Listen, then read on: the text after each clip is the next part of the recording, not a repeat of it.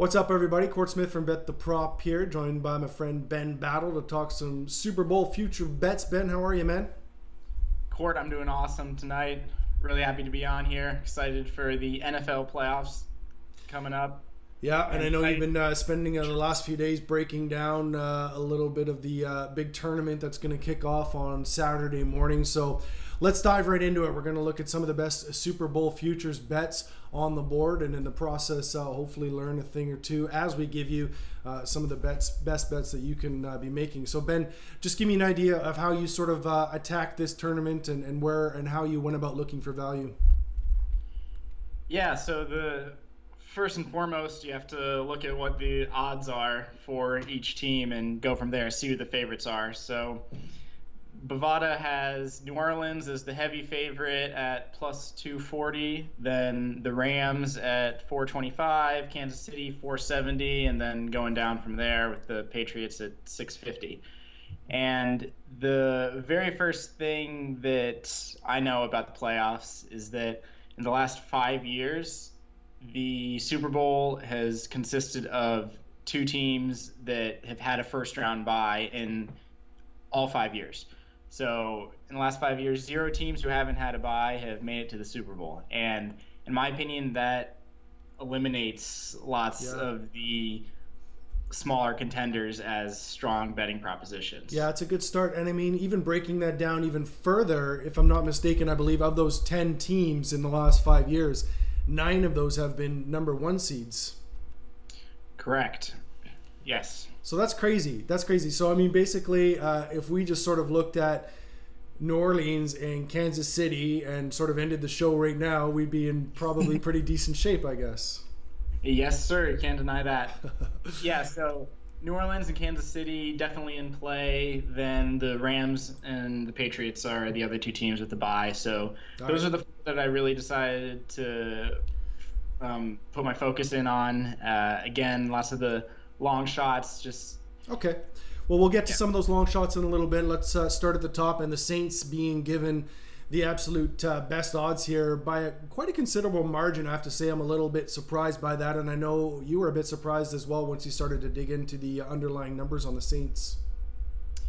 yeah. So the Saints are at plus 240, giving them a 30% implied win percentage, which is 11% higher than the Rams, who are second and considerably above the other ones. And really, to me, I think that the Saints are just juiced way too high based off of their production profile. So I went in and dug up the statistical profiles for all the teams in the playoffs, because that's my favorite way to start breaking down how good each team actually is.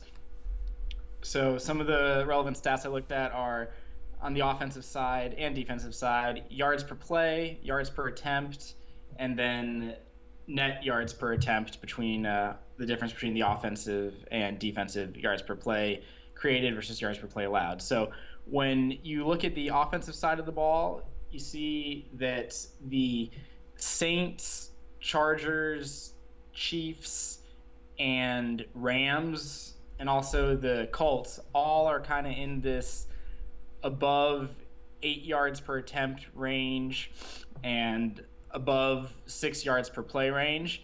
And the thing about that is that New Orleans is known for their incredible offense, but they're lumped right in on a per play basis. Yeah, they're not exactly popping off the page here, are they? Yeah, exactly. I mean, they definitely look like one of the strongest, but from an offensive standpoint, they don't appear 11% better than any of the other contenders. In fact, the Chiefs, who we'll get to a little later, do pop off the page. Absolutely. I mean, you got a nice little heat mapped chart here, and the Chiefs. I mean, they definitely pop up right off the page. Let's get into the Chiefs a little bit. So, I mean, I think we both agree that the Saints are not a phenomenal value. If I had to bet my life on one team, it might be the Saints, but we're not betting our lives, we're betting dollars and cents, and theoretically just not a lot of value there, I guess we're seeing. I mean, they're really what about the defensive side of the ball for the Saints? Do you see any edge there? Offensively, they're good, but definitely not better than the Chiefs. but they've got that great run defense. Do you think that maybe is where the odds makers are giving them the edge? It could be, but in my opinion, the run defense is pretty irrelevant in the grand scheme of things. There's been a lot of work done. The run blocking and rushing efficiency are just very unimportant in terms of predicting the outcomes in games. So, yes, the Saints do have one of the best run defenses in the league, maybe the best, next to Houston, actually. But the thing is, that hasn't translated into a stronger yards per play allowed on the defensive side of the ball as a whole. So yeah, they're great on that one category, but they're relatively weak in terms of yards per attempt allowed by their defense. And again, as a whole, their yards per play doesn't pop off the page. It's pretty like the offensive numbers are just sort of middle of the pack. 5.4 yards per play. That's behind the Rams, or pardon me, the Bears, the Ravens, the Texans, Cowboys, Chargers, and Colts. As a prop bettor, New Orleans, that run defense is definitely a spot that I've been targeting all year long. They've been doing very well at stopping the opposing back. So I may be looking at that through some skewed eyes from a prop betting angle, but really in terms of real life, expected points added, that run defense isn't really doing a whole lot for them. Yeah, so the Saints on the season have allowed the worst yards per attempt out of all the defenses in the playoffs. 7.4. That's 7.4. Incredible. It pops right off the page. In a bad way. Yeah. They did improve a lot in the last 8 games, which is relevant, but in the end, that brings their defensive profile to be unimpressive in terms of making them the heavy favorite, accompanied by the juice that's going with them. All right, so we both agree the Saints are a good fade. I think their chances of winning it all are excellent, but the odds at plus 240, not doing it for either of us. So that brings us to a team that does clearly pop off the page, and what really does look like the best bet here, Ben, the Kansas City Chiefs, the number 1 seed in the AFC. Yeah, so the Chiefs are far and away the best bet for to win the Super Bowl, in my opinion. At the third best odds, it just doesn't make sense to me. They should be really right up there with the Saints, in my opinion. You could even argue, in my opinion, I think they're a better bet to win straight up than the Saints. They have one of the absolute best offenses the NFL has ever seen. Looking at my little chart there, they are number 1 in every single category on the offensive side of the ball.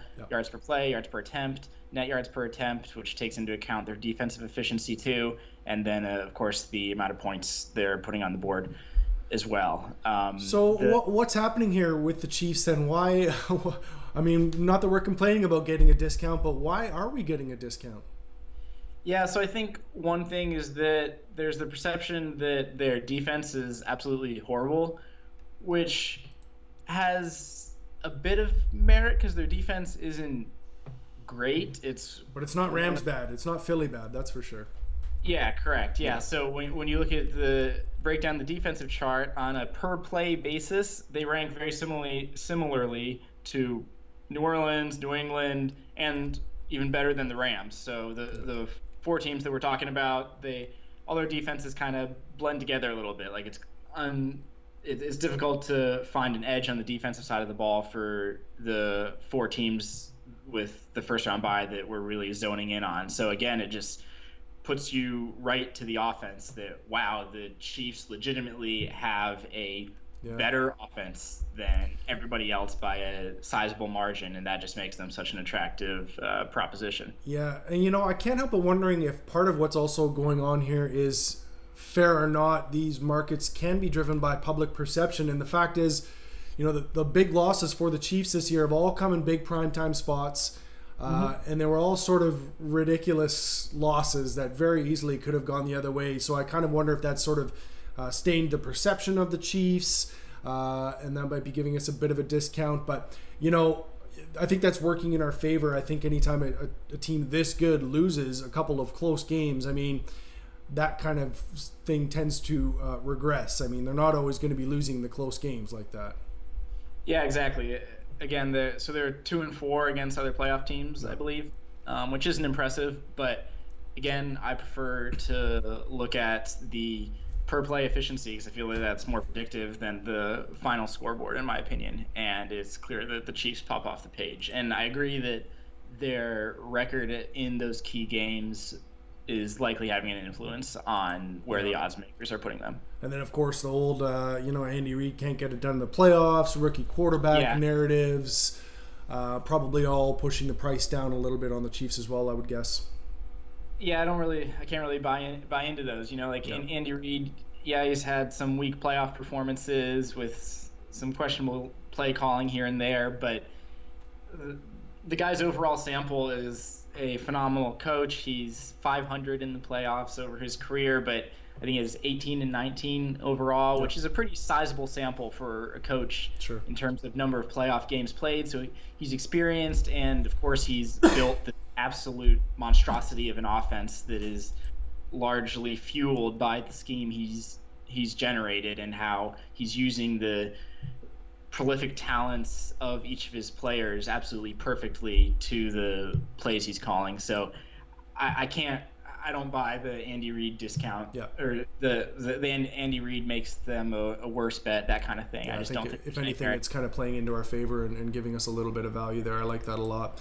Agree. All right, well, let's move on to the other big favorite in the AFC, the number 2 seed. Barely, the New England Patriots could have very easily lost that 2 seed, but they got it, and that's a huge advantage. And a $650 price on a team that was a bounce or two away from winning the Super Bowl last year, who brings back much of the same personnel, obviously the coaching staff and all that. Not a lot has really changed. They didn't even have Rob Gronkowski this year. At least they've got a version of Rob Gronkowski now for the playoffs. So that also looks like a nice bit of value for a team that we know can get it done in the playoffs. Yeah, so I think the Patriots are underrated by quite a bit by the odds makers. There's this big narrative that the Patriots offense is finished, that Brady's toast, Gronk's a zombie, just flailing around on the field. And I mean, you can't deny that by the eye test, the Patriots offense maybe hasn't looked like it's firing on all cylinders. Brady does look a little slower, although he was never particularly fast, to be fair. and Gronk looks like he's on the way out. But the thing that really stuck out to me is that on a per play basis, the statistics show that the Pats are right in line with where they've been in previous years. So on a yards per attempt basis, the Pats are at 7.4 yards per attempt this year. And in the previous 3 years, they were at 7.6, 7.8, 7.1, 6.8. So relatively close, and the same is true on a yards per play basis. So in my opinion, the demise of the Pats is being exaggerated by a little bit just because they're not popping with the eye test like they did before. And I think that one thing that's playing into that is that the rest of the league has gotten better from the offensive standpoint. Like you have this absolutely insane Chiefs offense. The Saints are firing on all cylinders again, and as a whole, like scoring is up, so it makes the Pats offense look not quite as high flying as they used to be, even though they're just as good as they used to be. It's just that other teams are a little better. And in my opinion, they still have the Brady Belichick magic to take down any team in the playoffs, really. So I really like them as a pick, like an arbitrage pick off the Chiefs. If for some reason you don't want to back the Chiefs, then I definitely look to the Patriots. Like we said, they're one of the teams with the first round bye. And we'll talk about the Rams too in a little bit, but I definitely prefer the Patriots to the Rams given their price. Yeah. Well, let's jump right into the Rams then. So, I think we both agree that the Chiefs and the Patriots, for my money, I think that $650 compared to $470, I almost might argue that the Patriots are a slightly better value than the Chiefs there. Not sure how solid that argument is, but I think there's one to be made there. just in terms of playoff experience. That's probably got to count for something, although it is difficult to quantify. But I think that they're clearly the best two teams in the AFC. So yeah, I think we're getting solid value on those. Let's talk about the last of the top 4 seeds here, the LA Rams, who I think earlier in the season would have been a Super Bowl betting favorite for sure. After about a month or two, they were looking pretty much unstoppable. They beat the Chiefs in that Monday night game in what should have been Mexico City, and what was an amazing game. And I think at that point they were definitely the Super Bowl favorite, but they've tumbled back a little bit now. So what are you seeing when you look at the Rams? So you're 100% correct in everything you just said.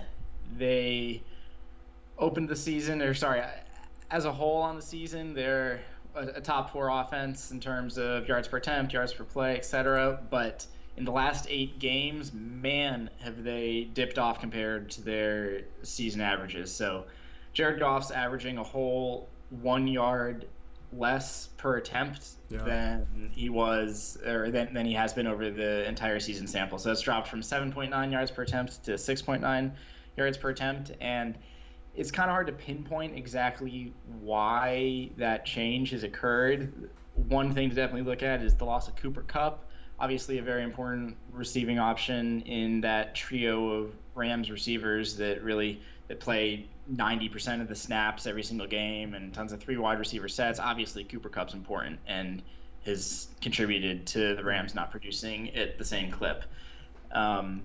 It's really important that the Rams have the first round bye and that they'll get home field advantage in their against everybody except the Saints, because we've talked about this from different prop betting angles, that Jared Goff's splits at home versus the road are just they're crazy. They're obvious, and they've continued to repeat themselves. So as a whole, their offensive profile resembles the Patriots pretty closely when you look at the numbers, and their defense is slightly worse for whatever that's worth, and so that just makes them a worse bet really than the Patriots, because you're paying $4.25 for the Rams when you have a team that's profiled extremely similarly, with plus all the intangibles that come along with the Patriots, for 6% more or 6% less implied win and better odds on the Patriots. So what do you think about the Rams, Cort? Yeah, I mean, I like the Rams. They're an easy team to cheer for. They're fun to watch. I want them to make a run personally, just because I think they're good for football, and I would love to see a rematch of that Saints Rams game we got earlier in the year. So I do like them at $4.25. Pardon me. I'm not buying them at that price. I want to see something over kind of 500 before I'm really buying them, and a big reason for that, for me, is we'll get into this a little bit more as we will look into some of the other long shots here, but for my money, I think the NFC is going to be a tougher conference to get out of.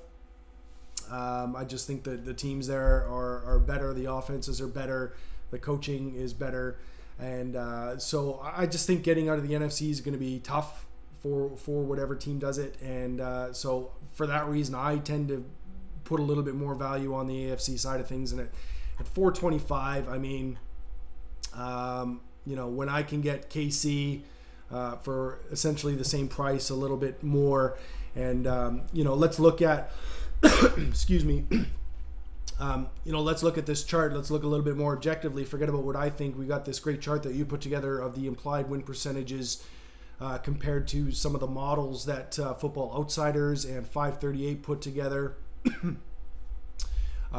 So Football Outsiders, for example, gives the Chiefs almost double the chance of winning the Super Bowl as compared to the Rams, 25% to 13%. 538 has a 20% to 13% win probability on the Chiefs over the Rams.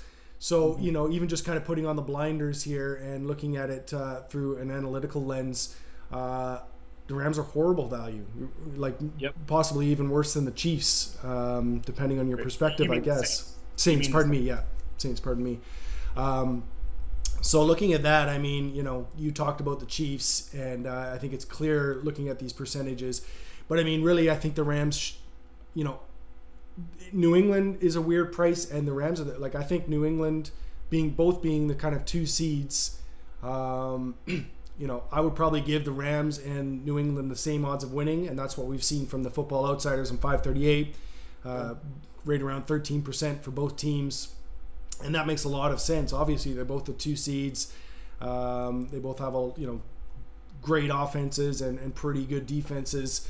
The Rams, I want them to make a run. I'm putting $0 on them on a Super Bowl futures. I just don't see the value there. Yeah, I mean, the thing about the Patriots are that these models suggest they're properly priced. You see that they have a 13% implied win, and then Outsiders in 538 put them at about that same percent in their model. But again, like, considering the intangibles, I think that it naturally, you can't exclude the intangibles when it comes to the Patriots with Belichick in their history. Lots of teams, the intangibles are usually just noise, but with the Patriots, it's like you have to put. We've seen it every year. We've seen it every year, right?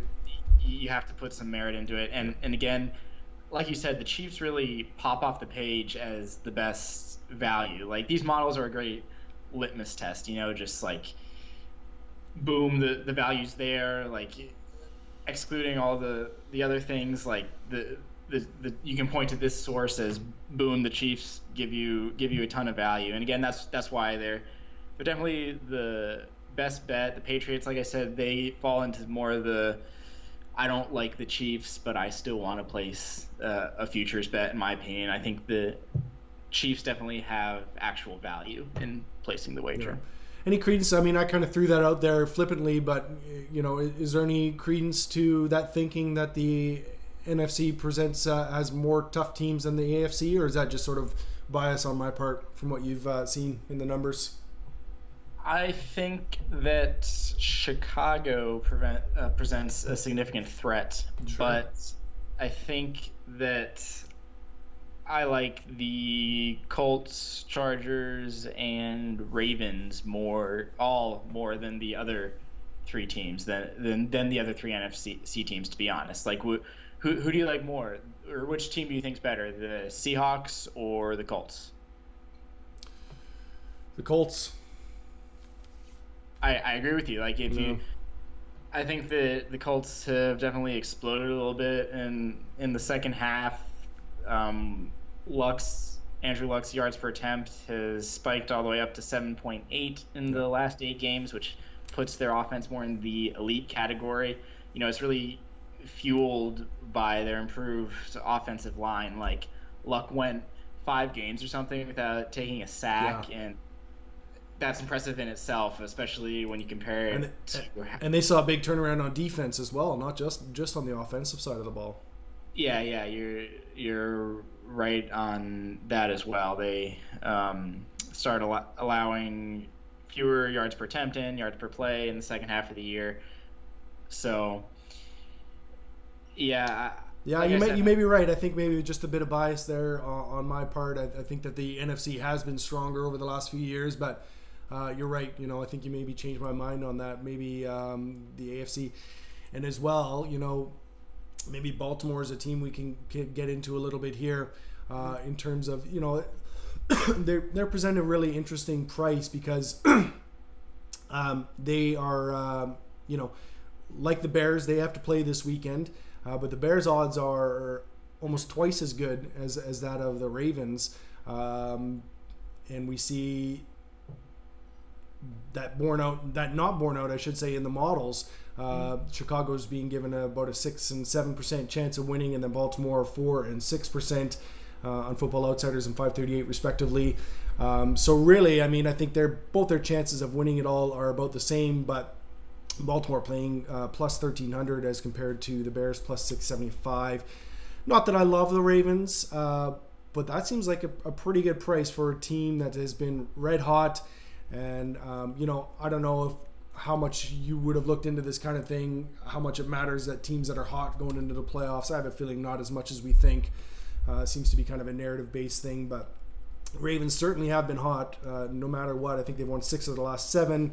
They almost beat the Saints the week before that in a really close game. So I see some value there. And I mean, they went into San Diego a couple weeks ago and absolutely dummied them, right?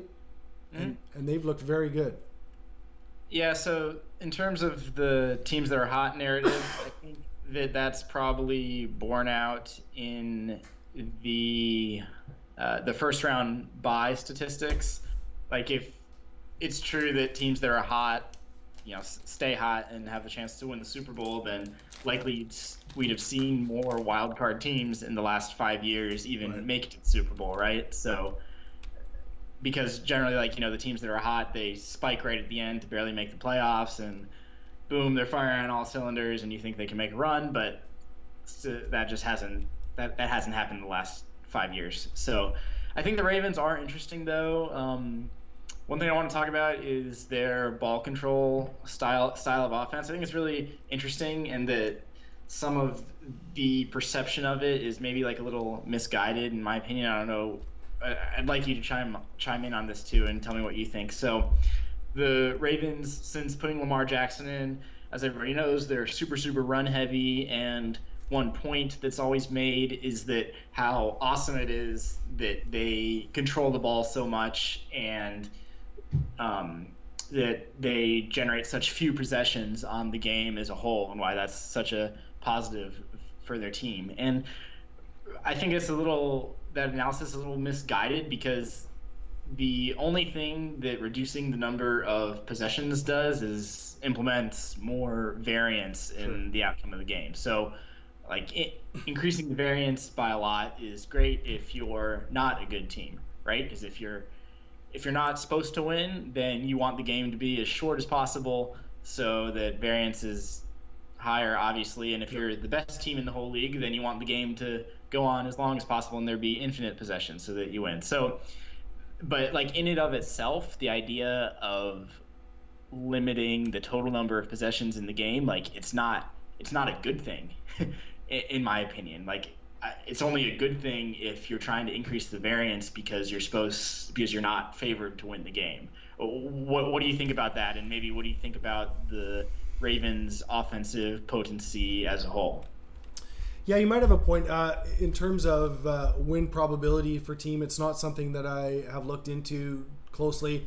I've certainly been focused on their pace of play when it comes to the prop betting, just because, they really do limit the amount of plays that the opposition can run, which makes them kind of a really fun team to handicap, to be honest with you. Yeah. I love handicapping teams like that have these really clear trends. So I've sort of been focused in on that area with Baltimore, and for that reason they've become sort of one of my favorite teams to look at for prop bets in recent weeks since Lamar Jackson took over. Yeah, you might have something to that. I'm not too sure. I haven't looked too closely in it in terms of win probability. I'm just sort of looking at the big picture here, and just looking at these teams. No one really stands out. They, once we get past the all four, I mean, these are all very flawed teams. I mean, Chicago is being given a good chance by the odds makers. I guess that's based on their strong defense, I'm guessing, and the fact that they have a home game. But to me, they're in that same group. And, just looking at this group of teams, they all have weaknesses. And Baltimore does too, obviously. But hold on. Well, what about the Colts? Tell me what's the Colts' weakness? That is a good question. I mean, I think the fact that they're going to have to go on the road doesn't really help too much. I think their road splits are still pretty solid, though. They're going to be sort of in that quasi indoor stadium in Houston, I guess, this weekend. So I don't suppose they're going to be limited by the elements too much. But probably just that. I think the fact that they're going to have to go on the road for all of their games, whereas Baltimore theoretically could have a home date as the number 4 seed. And I don't know. In a purely putting the analytics aside, Baltimore they have the, if there's going to be a team that surprises, they sort of have that feel. They're the number 4 seed. They were the number 4 seed when they went to the Super Bowl the last time around and beat the 49ers. Great defense, same coach, sort of same system, nothing exciting on offense. Not that that's a reason to bet him this time around, but just sort of has that feel to it to me a little bit, and not based in anything in the numbers. But yeah, I don't know. Something about Baltimore just kind of excites me this year. They've just got a feel to them. Yeah, so I mean, there's definitely something to that because if you look at net yards per play, then Baltimore and Chicago do pop off the page a little bit because of how low of a yards per play their defenses allow. Like you see, Chicago's at 0.6 net yards per play, Baltimore's at 0.5, and those are behind only the Chiefs and Chargers on the year, which is interesting. Yep. So there's definitely merit to the defenses being able to carry a team, in my opinion. And the point I was making about the variance behind the Baltimore style, like that makes them a really dangerous underdog. Absolutely. Right. Yeah. So I think there is merit to that. Like, but going back, I don't think it actually placed the bet like we talked about. Yep. Yeah. I mean, that makes a lot of sense. The way you explained it, just there's going to be a lot more variance in those games because of the fact that there's fewer plays. And, there's so much variance already inherent in football, and they just kind of increase that. And, anything can happen with these guys. They've definitely got that. Like, Bears games, I think we sort of know what to expect. Mm-hmm. Dallas games, I'm going to be breaking down that Dallas-Seattle game, and, it's pretty easy to predict how that one's going to shake out, right? So not a lot of variance there. We have a pretty good idea. I think the models are getting a good grip on those kind of teams, but they might be missing something in a team like Baltimore, perhaps. So, yeah. So one thing I was disappointed in when I dug in was Seattle, really, because Russell Wilson's been awesome as a whole, and I was getting ready to write something up on how, wow, like Seattle doesn't throw the ball that much, and it's pretty dumb how much they run the ball, that type of thing. Like, it doesn't increase your chance of winning. Yep. But, man, when they do throw the ball, Russell Wilson's an MVP candidate. Like, what if some scenario unfolds where Seattle's forced to throw the ball more, and that, optimizes their offensive efficiency and that kind of thing. But, like, when I dug in, like, Seattle doesn't pop from a yards per attempt standpoint for Russell Wilson, which, yeah, like I said, disappointed me because I was potentially interested in the narrative that Seattle could unleash throwing the ball and that Russell Wilson could carry them. But yeah, I mean, that's not to say that Russell Wilson isn't amazing, but shows that maybe it's bolstered by his high touchdown rate. And again, I really value the yards per attempt, and I was disappointed to see that Wilson didn't pop on that metric. All right, so let's take a couple teams each out of this group of non-1-2 seeds. I'm going to I like Baltimore at what were you, plus 1,300? Yeah, plus 1,300 on Baltimore. And just for fun, I'm going to throw a couple bucks down on Philly at plus 3,300 just because. It's pretty much the same team as last year now that they got their starting quarterback back.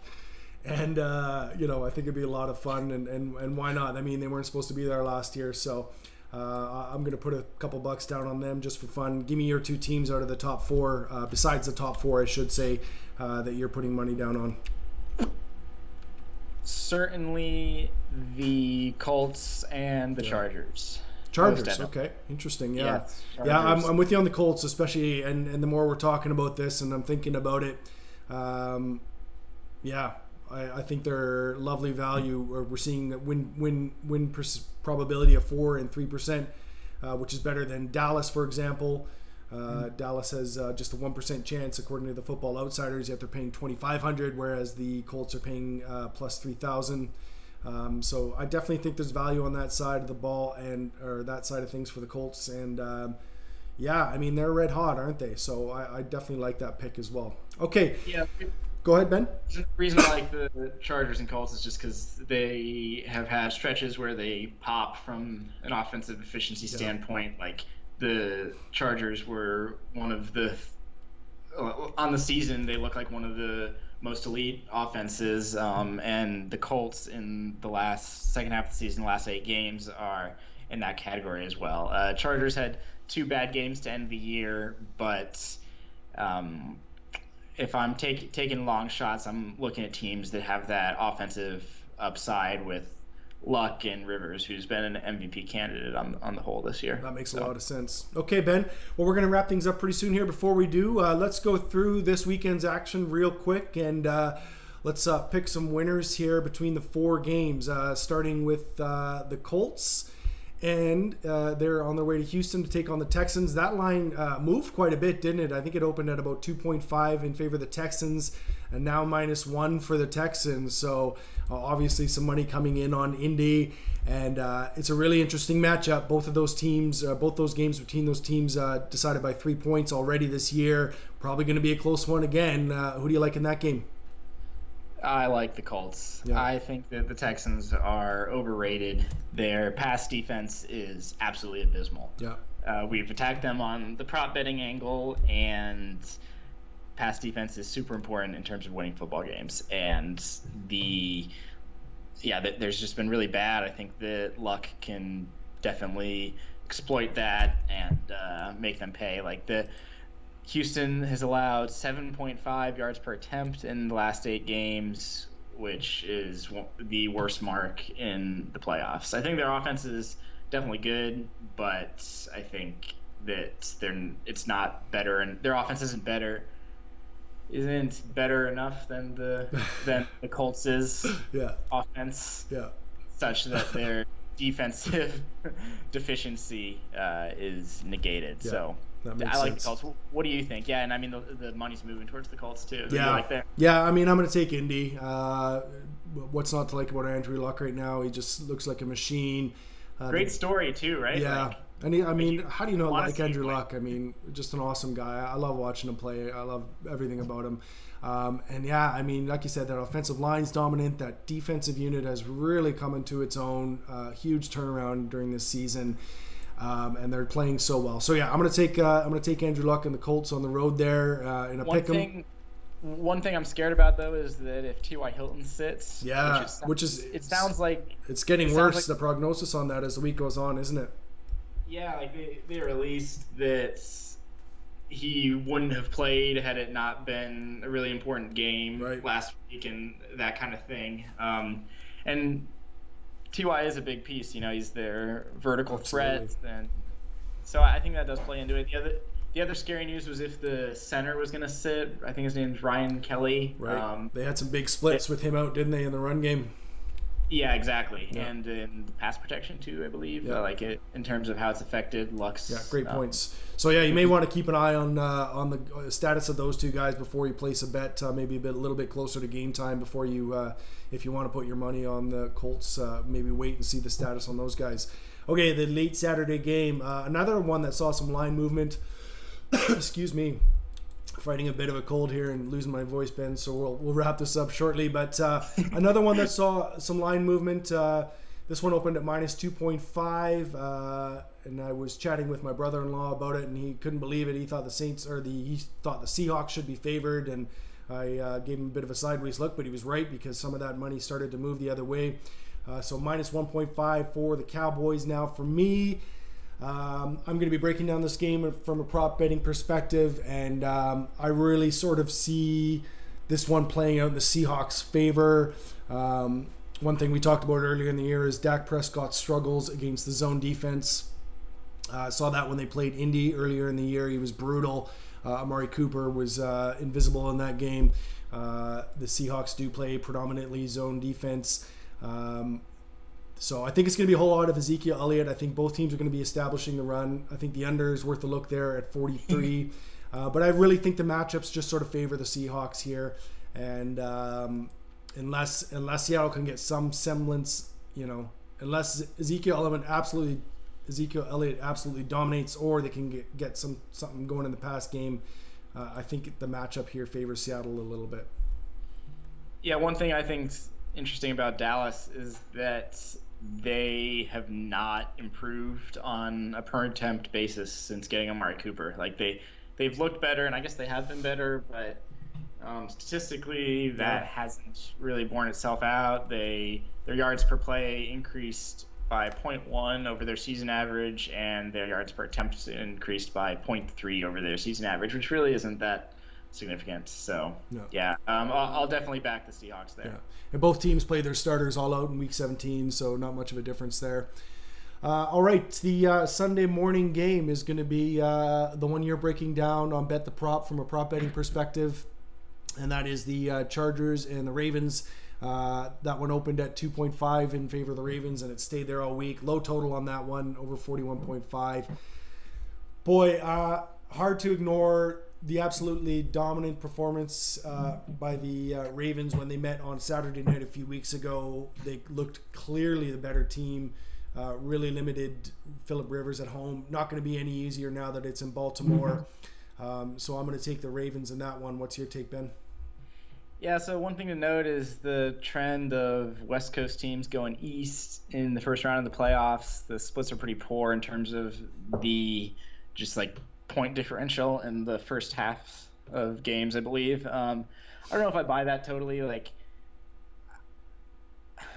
it's tough. This is the toughest one in my opinion. Like, honestly, I'm probably going to back the Chargers just because, with the price of an underdog, just because I'd rather see their offense win than the Ravens' defense win. So that's more of an emotional pick. I don't have that's fair. I don't have a legitimate wager on that game. Yeah, fair enough.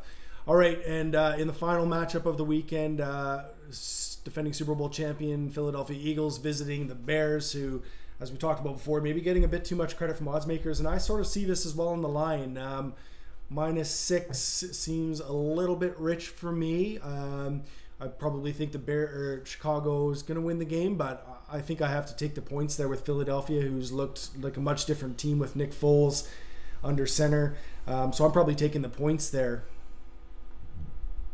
Yeah, that's interesting. I don't know. It is a really big spread. Again, it's probably a no play for me. But one thing to note about Foles is that he looked really good the last 3 weeks, but he played against the Rams, Texans, and Redskins, who all have some of the worst passing defenses in the league. So yeah, that's fair. I think Chicago is certainly going to win the game. I don't really have a play on the spread. I guess I'd honestly lean Chicago as a whole. That'd be my take. Yeah, I mean, I think one thing we can expect to see this weekend is some pretty low-scoring games. Only one of these. Exciting. Yeah, only one of these games with a total over 43, and 0 of them with a total over 50. So, wildcard weekend, not usually known for its best football, but they should be close games anyway. So I'm looking forward to them, and I'm looking forward to getting out some props. We're going to have full coverage of all the games, breaking down on a game-by-game basis. You're going to tackle the Ravens and Chargers, as well as the Texans and Colts, and I'm going to take on the Seattle Cowboys game, as well as the Eagles and Bears. So looking forward to that. I think the playoffs. The good games. Yeah. Just sort of the way the coin fell this week, but I'm excited for that. I think that that game's going to be really interesting. I'm not looking forward personally to parsing through the Eagles receivers. I've struggled with them all year long, guessing who's going to be getting the targets there, and I'm going to be guessing again a little bit this weekend. That's going to be a tough one to cap. I'm looking forward to capping the Cowboys game, the Seahawks-Cowboys game. Some nice trends there, I think, to attack. Philly-Chicago game is going to be difficult. Both offenses spread it around. Those kind of offenses are tough to peg. Any early thoughts on the games you're looking at from a prop betting perspective? Yeah, so Chargers and Ravens was one I hit a couple weeks ago. I actually had a perfect card. Better lucky than good, as they say. Yep. taking a bunch of unders. So I'd imagine that'll be my angle. Yep. One thing that will be important for me is just to see how some of those prop lines compare to what they put out a few weeks ago when these two teams met, and I really dug into it. So I think that'll probably be my starting point. Most likely leaning towards the unders again. Yep. And then from the Indy and Houston side, I think looking into the splits for the Colts offense without T.Y. Hilton will be important in terms of taking an angle on the game. Again, when such an important piece of the Colts personnel, or just any team's personnel, is absent, just really important to understand as best you can how that's going to affect the rest of the team and the target volume and the play calling and that type of stuff. That's one of the best ways to find an edge. Yeah. Unfortunately, I think we're going to be left guessing on that one a little bit. I imagine Hilton will be active, but we're going to be guessing as to his effectiveness a little bit on that one. Well, sounds like a challenge then, Cort. All right, Ben. Well, we're going to have those articles out for Saturday's games by tomorrow. I should say Friday night. We'll have both those articles out, assuming the lines are out in time, of course. And then I'm going to be streaming with Pete Overzet on Saturday morning about 1 o'clock Eastern time for half an hour, breaking down some of those prop bets, and as well on Sunday morning right up to kickoff. So be sure to check in on the Twitter feed. And be sure to check in on the site, and we'll be having those articles out, and of course all the picks that you can handle. So I want to thank you very much for joining us, Ben, and for all your good work on this article. Once again, just recapping, we like the Chiefs and the Patriots probably looking like the two best values on the board, and unless you feel really strongly about the Saints, probably not a great bet there. So Ben, thanks very much for joining us, man. I appreciate all your hard work on this, and looking forward to attacking these prop cards on the weekend. Always a pleasure, Cort. Yeah, I mean, you and the guys on the rest of the site have been killing it all year with the props, so it's been a plus EV proposition to tail all year. So yeah, really exciting to see what we can put out for the playoffs. Yeah, playoffs are going to be a ton of fun, man. 11 more games to come, and we're going to kill it. So thanks for joining us, guys, and we'll talk to you soon. Bye-bye. See you later.